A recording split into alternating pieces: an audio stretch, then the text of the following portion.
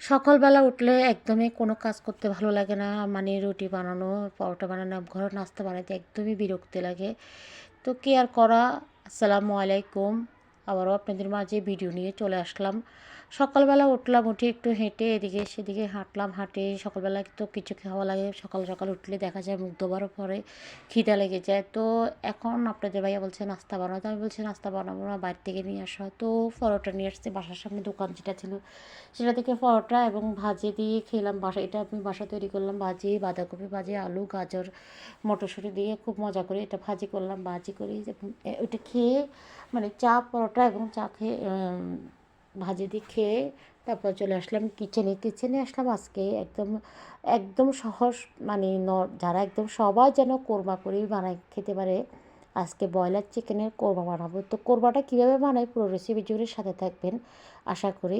ভালো লাগলে প্লিজ একটু শেয়ার করতে ভুলবেন না, আমাকে একটু শেয়ার করে দিবেন এবং সবাই একটু ভালোবাসা দিবেন। তো কোরমাটাকে আমি প্রথমে একটু ভেজে নিলাম, ফুড কালার দিয়ে একটু ভেজে নিলাম, ফুড কালার দিয়ে মেখে একটু তেলের পরে হালকা করে ভেজে নিলাম। ভেজে এখানে আমি দিয়ে দিলাম চুলার উপরে, আগে থেকে বসাই দিলাম তেল। প্রথমে একটা বড় সাইজের একটা পাতিল নিলাম, পাতিল নিয়ে পরিমাণ মতো তেল দিয়ে দিলাম। তেলটা একটু গরম হওয়ার পরে দিয়ে দিলাম পেঁয়াজ। পেঁয়াজটা একটু বেরস্তা হওয়ার পরে কিছু পেঁয়াজ নিয়ে নিলাম, এরপরে আর পাকে পেঁয়াজগুলো দিয়ে ওখানে দিয়ে দিলাম বাদাম বাটা, কাজু, বাদাম বাটা দিয়ে দিলাম, নারকেল বাটা। তারপরে দিয়ে দিলাম এখানে, আমি একদম নর্মালভাবেই করতেছি। তারপরে বাদাম বাটা এবং সব মশলা, বাড়ির বাদাম বাটাগুলো দিয়ে ভালো করে নেড়ে চেড়ে দিচ্ছি। তারপরে এখানে দিয়ে দিলাম গরম মশলা হিসাবে তেজপাতা, এলাচি, দারচিনি, লং সব মশলা দিয়ে দিলাম। এরপরে দিয়ে আমি ভালো করে একটু আগেতে আলতো হাতে মানে দিয়ে দিলাম ধনিয়া জিরার গুঁড়াটা, মানে একটা চূড়ানো, মানে 15 রকমের মশলার আইটেম আছে ওখানের ভিতরে, ওগুলো দিয়ে দিলাম। তারপরে এখানে আমি দিয়ে দিলাম লিকুইড দুধ দিয়ে রান্না করলাম। আপনারা চাইলে শুকনো দুধও দিতে পারেন, শুকনো দুধ দিয়ে করা যায়, অনেক মজা হয়। এক এক রান্না এক একটা টেস্ট হয়।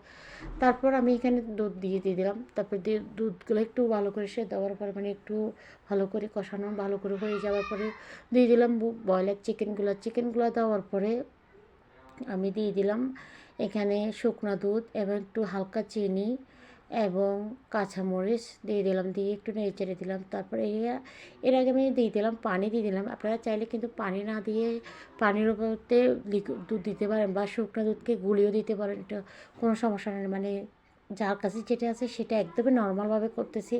তো দেখতে দেখতে কোরমাটা হয়ে গেলে উপর দিয়ে বেরেস্তাতে ভেজে দিলাম। এরপরে সব বিকালবেলা নাস্তা খেলাম। নাস্তা মোগলাই পরোটা এবং সালাদ, চা।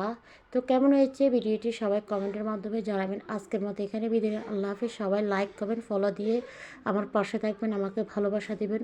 আপনাদের ভালোবাসা নিয়ে যেন আমি সামনে এগিয়ে যেতে চাই, প্লিজ আমাকে একটু সাপোর্ট করেন, ভালোবাসা দেন। সবাই ভালো থাকবেন। আসসালামু আলাইকুম।